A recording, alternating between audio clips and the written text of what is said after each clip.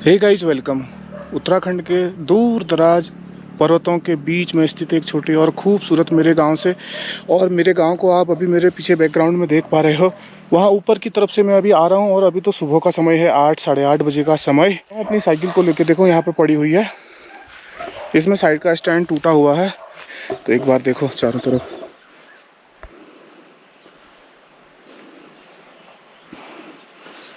सब तरफ से पहाड़ों से घिरा हुआ है। ये है अपना गांव, और इस रोड पर तो ऊपर जाने तक लगभग कोई 2 किलोमीटर का ये ट्रैक होने वाला है आज का मेरा साइकिल का। और लेकिन ये पूरी चढ़ाई है, इसमें कहीं भी बीच में जो है डाउन नहीं है।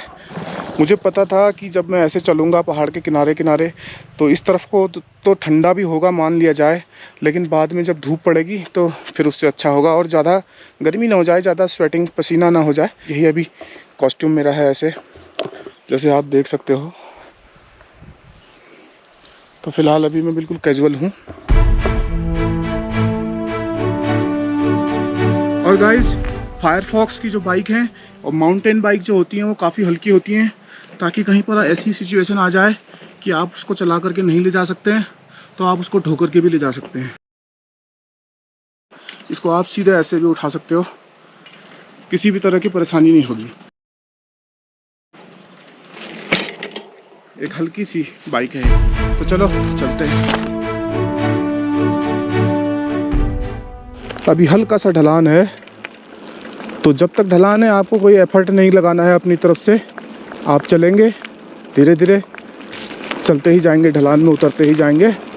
और यहाँ पर है एकदम ठंडा। ऊपर जो आप जंगल देख रहे हो, ये जंगल बांज का जंगल है, तो ये तो वैसे भी बहुत ठंडे होते हैं। तो अभी जो शरीर से हवा टकरा रही है ना, इतनी ठंडी है, मैं आपको क्या बताऊं।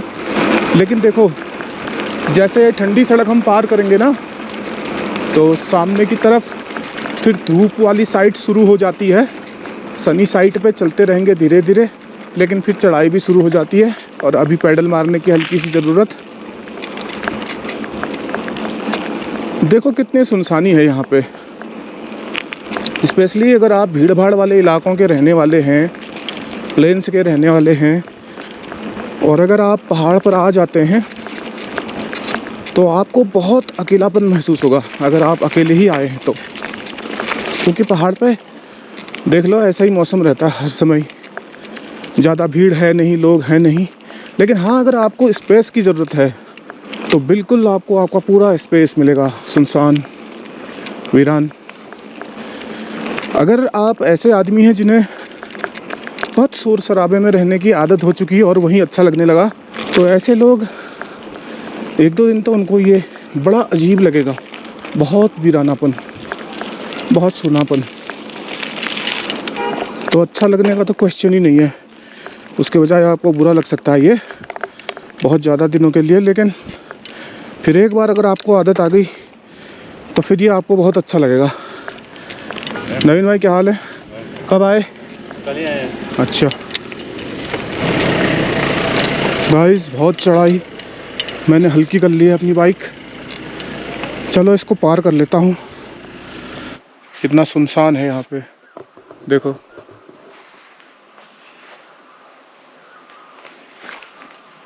अगर कभी तेंदुए ने अटैक कर दिया तो चिल्लाने का यहाँ पे कोई फ़ायदा नहीं होगा। आप कितना ही चिल्लाते रहो, वो आराम से वो कलमठ के अंदर ले जाएगा और वहाँ पे लेग पीस वगैरह सब चबा लेगा। इतना सुनसान है यहाँ पे, कोई सुनने वाला नहीं।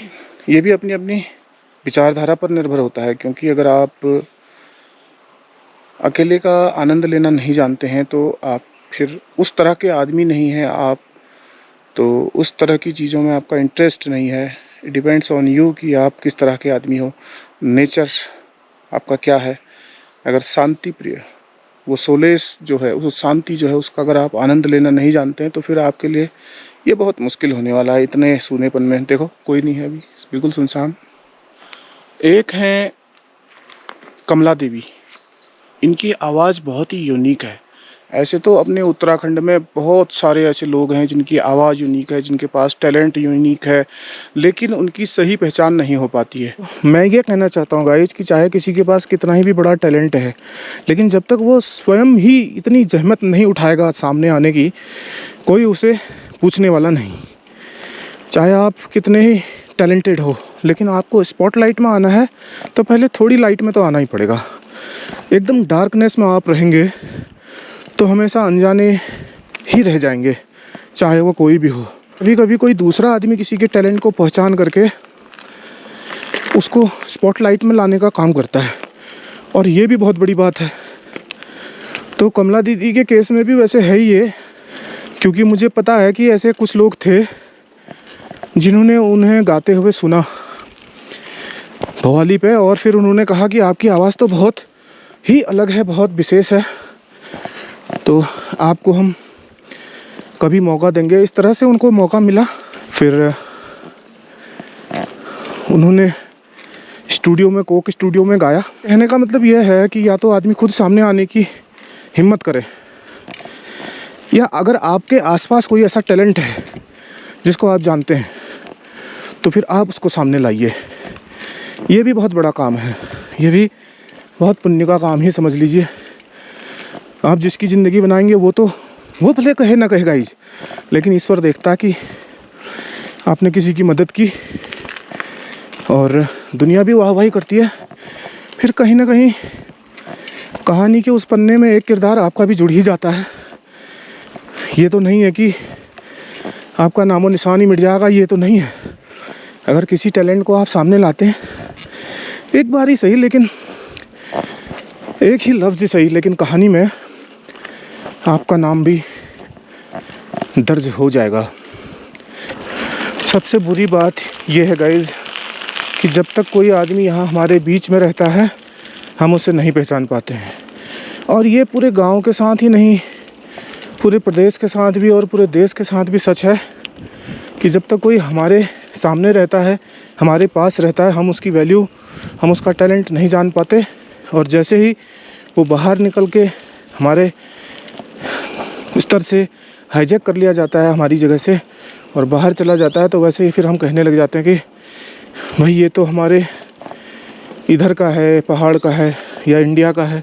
इस तरह से अगर हम लोग पहले ही उनके टैलेंट को पहचान करके जो उनका स्थान होता है वो स्थान दिलवा दें, तो ऐसी स्थिति ही नहीं आएगी कि आदमी यहाँ से चला जाएगा, पलायन कर लेगा। तो कुछ इस तरह का है टैलेंट के मामले में। अपना जो सिस्टम है ढूंढ नहीं पाता लोगों को, जो उसके लिए एप्रोप्रिएट लोग हैं।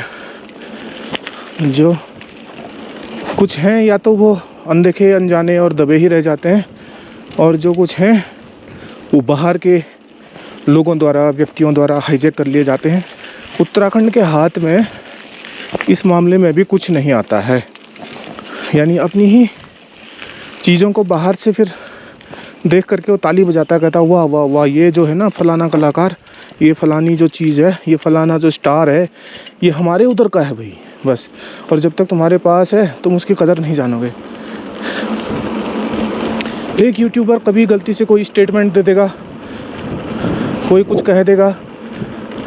पिछली बार मैं हल्द्वानी वाली बात सुन रहा था, तो क्या हो गया था, फिर कह भी दिया था। तो तुम लोगों की लेकिन आदत है हर चीज़ को क्रिटिसाइज़ करोगे। जब तक तुम्हारे पास है, तुम्हारे बीच में है, तुम क्रिटिसाइज़ करो, ये गलत आदत है। और उसके बाद जब यहाँ से चले जाए, दूसरी जगह बाहर रहने लग जाए, तो तब कहो कि ये स्टार तो हमारे उधर का है, हमारे उधर का है। तो कहने का मतलब ये है कि वो जो कहावत है ना, सच में बहुत सही कहावत है, वो घर की मुर्गी दाल बराबर। आदमी जब तक उसके पास कोई चीज़ घर में होती है उसकी इज्जत नहीं जानता है, और जैसे ही एक बार उसके हाथ से निकल जाए तो फिर चिल्लाता रहता है कि ये हमारा।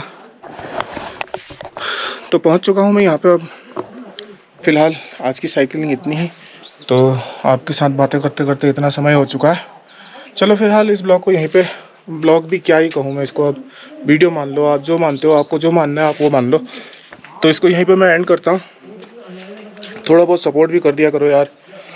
वैसे तो अपने में कोई ऐसा हम नहीं मानते हैं कि ऐसा कोई विशेष टैलेंट है, जैसे सब लोग हैं वैसे ही मैं भी हूँ, नॉर्मल सा। लेकिन आप सभी लोगों को सपोर्ट करते ही हो, बस उन्हीं लोगों की तरह मुझे भी मान के तो कर दो सपोर्ट यार, क्या जाता है। एक लाइक कर दोगे, कमेंट कर दोगे, थोड़ी देर मेरा वीडियो देख लोगे, बातें मैं भी आपको कुछ अच्छी ही बताऊँगा, गलत नहीं बताऊँगा। आप लोग 24 से लेकर के 40-45 साल के जो लोग मुझसे जुड़े हो, ऐसा तो नहीं है कि आप लोग इतने अनजान हो, इतने नादान हो, सब आप लोग जानते हो। तो इसको शेयर करो, कैसे किसी को सपोर्ट करना है ये भी आप लोग जानते हो, तो करो कुछ और जल्दी करो। Thank you for watching this video. मिलेंगे आपसे फिर किसी और वीडियो में, तब तक के लिए टेक केयर।